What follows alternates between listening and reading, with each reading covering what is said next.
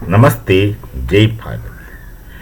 Europe, at many places, had been strange and at times funny. There were two major European wars, and they didn't have any hesitation to call it as World War One, World War Two. Of course, nothing new. Well, it's Napoleon who seems to have said that if you can control Suez Canal for a given period of time, I would conquer the world. What does world mean? In Napoleon's perspective, it's only Europe. So Europeans had this fundamental characters, socially and politically both alike, of keeping themselves in the middle of a phenomenon world and looking at the world around. Later on, people call it as Eurocentrism, whatever it is, but they keep themselves in the middle and think they are the world. This, of course, is a continuation of the biblical expression of the geocentric theory. It's very interesting and at the same time funny that the world is in the middle, Earth is in the middle, all other planets go around Earth, and God created everything, and God created man in God's own image. Thereby, the Earth occupies a principal position in whatever cosmos they could conceive of with their kind of knowledge tradition, and man becomes a principal creator. Therefore, man is in the center of everything. That gives a kind of spurious ego to man. And precisely this is an extension that you find in Europe, this kind of Eurocentrism. They think they are everything. They refuse to understand things around. Their problem, if they refuse to understand, they suffer in understanding, otherwise not. So this is a normal phase of Europe, normal society of Europe. They had these two wars. They called this World War One, World War Two. Both were European wars. Of course, others were affected. They had their relations and colonies elsewhere. They were affected implicitly, explicitly, whatever. But then the war essentially is theirs. Others have nothing to do with their kind of thinking and their kind of battle and their kinds of war. So of late, there's a division among the Europeans, the Western Europeans and Eastern Europeans, and some of them will think from the place where the hair turns black, they're Eastern Europeans, from where the hair turns golden they call, but I feel brown, are Western Europeans, and they have this kind of skin color shade variations of concept. Absolutely nonsense and utter foolishness, but then people do believe in this kind of thing.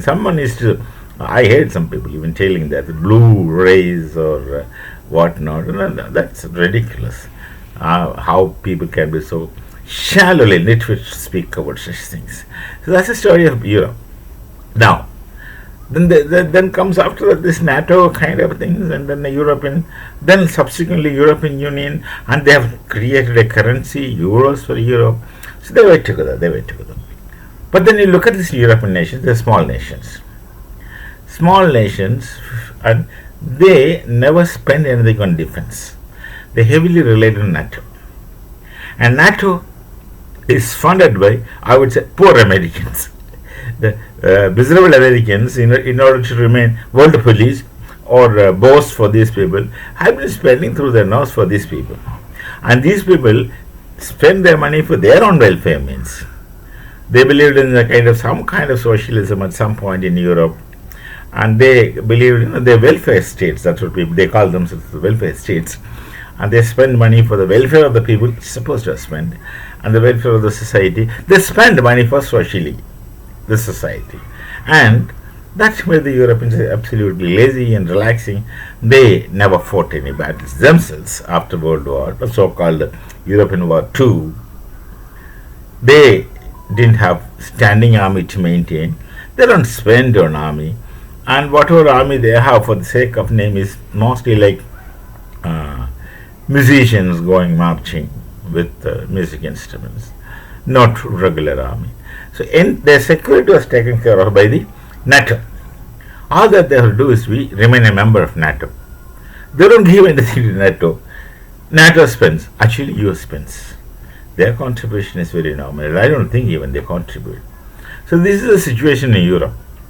They themselves have a difference among themselves for Eastern Europe and Western Europeans, and new members are getting added to Europe from Eastern Europe, the erstwhile Soviet Union.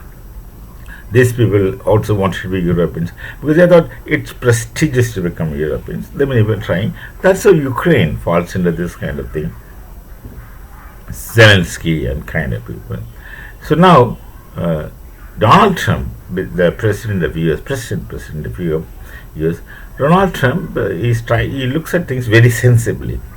His first premise appears to be that why should the US government spend money to these people like IMF, International Monetary Fund, the NATO, and many such things for the European people.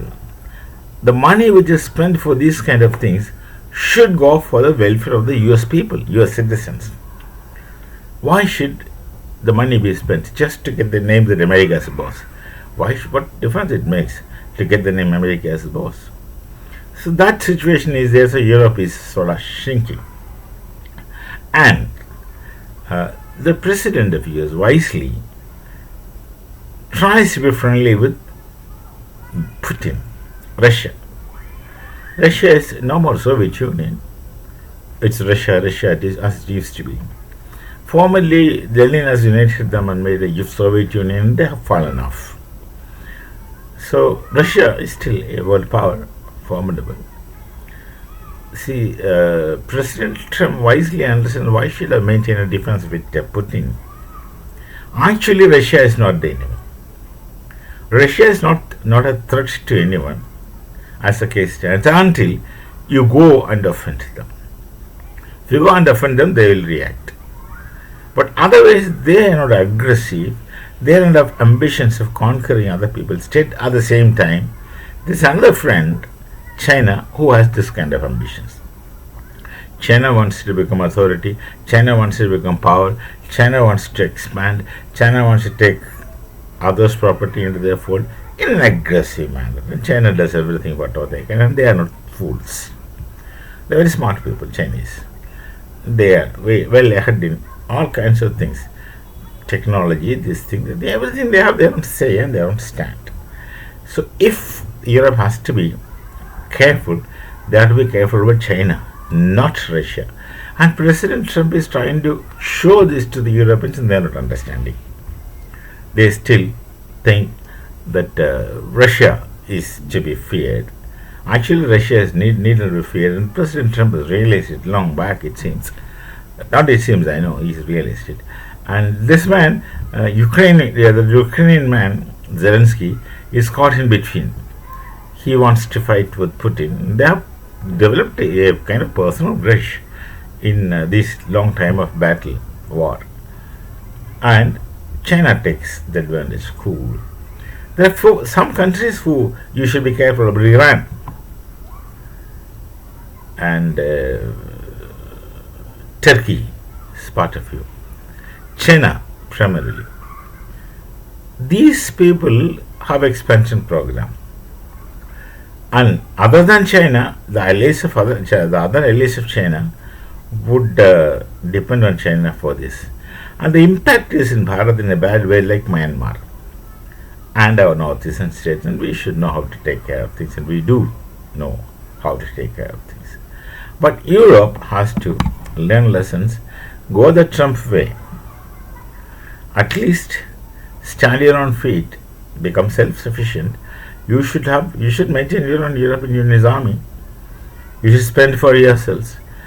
Till day you are relaxing, living in luxury, at the cost of NATO, at the cost of the agencies like International Monetary Fund, NATO, or all those things, where US used to spend. They used to spend. But now you have to spend for yourself. That's the situation. Hopefully, things would emerge fruitful for both Europe, US, and also for us. Who is to be checked? We in Bharat have got excellent relations with the people of China historically. The question is not the people of China, the question is the regime of China. They call themselves communists, but they are really not communists. They have nothing to do with the principles of Marx or the theory. They have the red flag and the sickle, hammer kind of things, and they use the communism as a tool to maintain a kind of dictatorship of the Communist Party. All over the world, the Communist Party is dictatorial.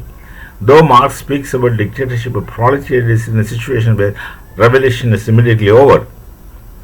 But the Communist Party turns into dictatorship, and they turn themselves into the communist bourgeoisie. They become bourgeoisie in the new communist era. The communism as envisaged by both Lenin and Marx has never happened. Cannot take place where the inner law of reason of man has an inner law of reason according to Marx in his 1844 manuscripts, economic and philosophical manuscripts of 1844. Marx believes in it, and then he says the inner law of reason and the objective penal law should be one and the same, so there will be no contradiction within the inner law of reason and the external objective law, and therefore you need not have a law enforcing agency because the law is one and the same, and once the law is one and the same, there is no question of getting them contradicted, and you don't need law enforcing agencies. Hence, you can go into statelessness, classlessness, all kinds of things. Classlessness is first, go into statelessness, state can wither away. These were the magnificent romantic dreams of Marx, which has nothing to do with reality. It's not possible because his understanding of man needs to be checked. He hasn't understood man in his entirety. He understood man only in his exclusive thoughts. Now look at the situation in any communist society. They have nothing to do with communism. So the Europeans need not be afraid of communism. They simply have to be afraid of authoritarianism in what kind of name it may be. Here in China, it's authoritarianism and dictatorship in the name of communism. And somewhere else it is in the name of something else.